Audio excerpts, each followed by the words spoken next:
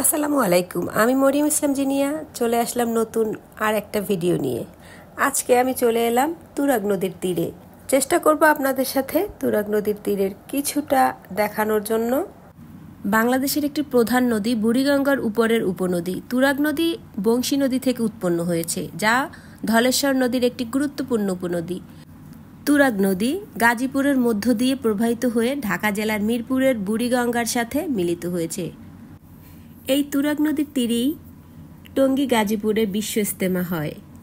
তো চলে এলাম আমিও তুরাগ নদীর তীরে কিছুটা সময় কাটানোর জন্য। আমি চলে এলাম যে অংশটা মোহাম্মদপুরে পড়েছে সেখানে। এই দিকটা খুবই সুন্দর করে সাজানো আছে।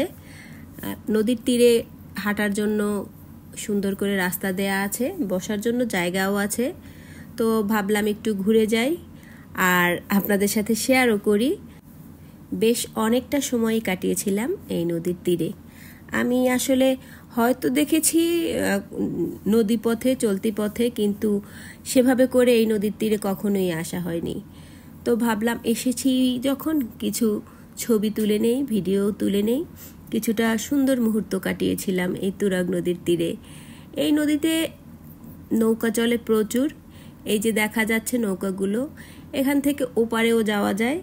তো নদীতে নৌকায় চড়ার আমার কোনো অনুভূতি নেই, কারণ আমি নদীর দেশের মানুষ, বরিশালে থাকি, সারাক্ষণই নদীতে নৌকায় চড়ি। তারপরও নদীর তীরে ভালো লাগে সময় কাটাতে। এই যে কি সুন্দর যে রাস্তাটা করে দিয়েছে, এখানে সবাই একটু মর্নিং ওয়ার্কে আসে, বিকেলে ওয়ার্কে আসে।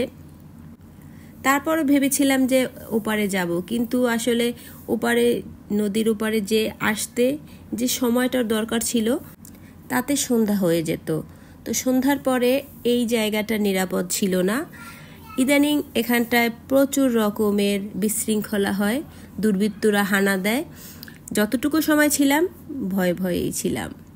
যাই হোক, এখানে আবার দেখলাম কি ফুল যেন এই গাছটার, আমি আসলে নাম জানি না। ফুলটা আমার খুবই পছন্দ হয়েছিল, ওই যে দেখা যাচ্ছে বেগুনি রঙের।